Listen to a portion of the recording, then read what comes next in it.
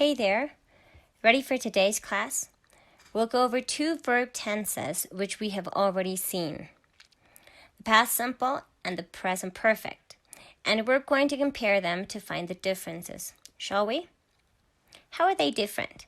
The simple past tells us that an action happened at a certain time in the past and is not continuing anymore. It doesn't tell us anything about when an action happened, so more information needs to be given with this verb form, such as when it took place.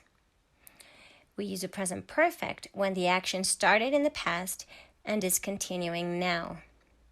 Take a look at this example. We know that the sun came up at a specific point in time, which already passed. That was 6 a.m.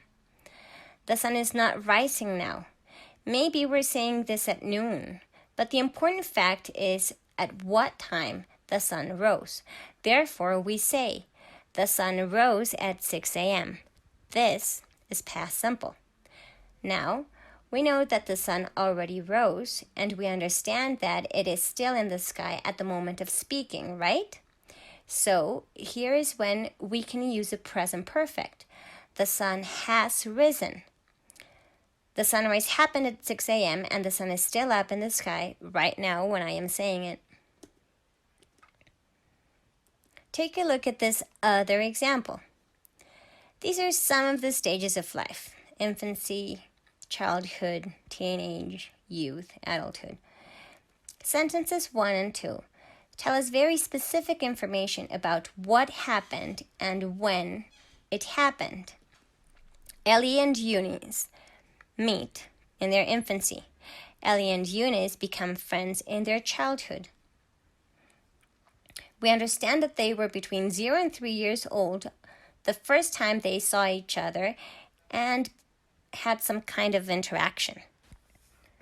We also understand that at some point between 4 and 11 years old, their friendship began. But even though sentence 3 tells us that they were friends, we might understand that they are not friends anymore.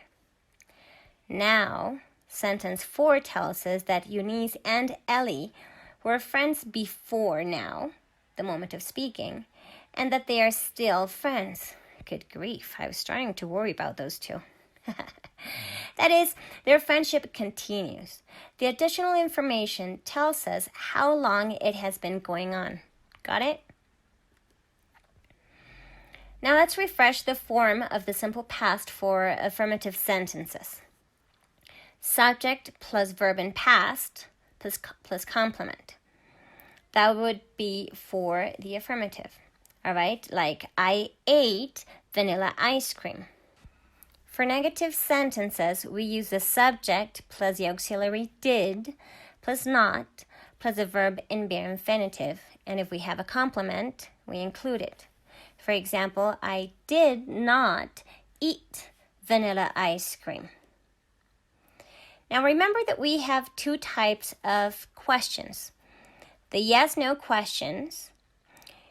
So we have to use the auxiliary did at the beginning of a sentence, plus a subject, plus a verb in bare infinitive, and the complement. Did you eat vanilla ice cream? Now, if we have an open question or a WH question, we would have to begin with a WH word, who, when, what, where, etc., plus the auxiliary did, plus a subject, and then the verb in bare infinitive, and of course a complement. For example, when did you eat vanilla ice cream? Or which ice cream did you eat? We never, ever use the auxiliary did with the verb to be. We would say, I wasn't hungry, not I didn't be hungry. That's horrible, okay? We don't use that. Or, for example, James wasn't alone, not James didn't was alone. Please remember this. Now, the form of the present perfect. For affirmative sentences, we need a subject, the auxiliary has or have, and the verb in past participle. If we want to say a negative sentences, we just add not right after the auxiliary has or have.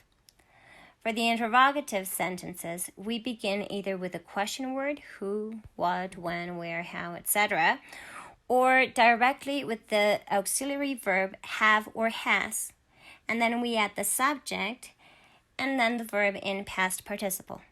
See? The safe thing about the present perfect is that we always need the same auxiliary, have or has, and the verb always goes in past participle. There's no place for confusion here. The only thing you do need to do is really learn your verbs. Here are some examples. I have eaten vanilla ice cream. Have you eaten vanilla ice cream? James has not eaten ice cream yet. So I just used the same information from the examples I gave you in the past simple. Can you think of a sentence using the present perfect tense? If you have the opportunity, just jot them down in your notebook. Now, there is something really important that you need to remember. You can use for or since with the present perfect. Remember, we use for to express the duration of the action. For example, I've studied English for 5 years. And we use since to express when the action started. For example, I've studied English since I was a kid. Okay? You can also use phrases like today. For example, I've finished all my work today because the day hasn't finished, all right?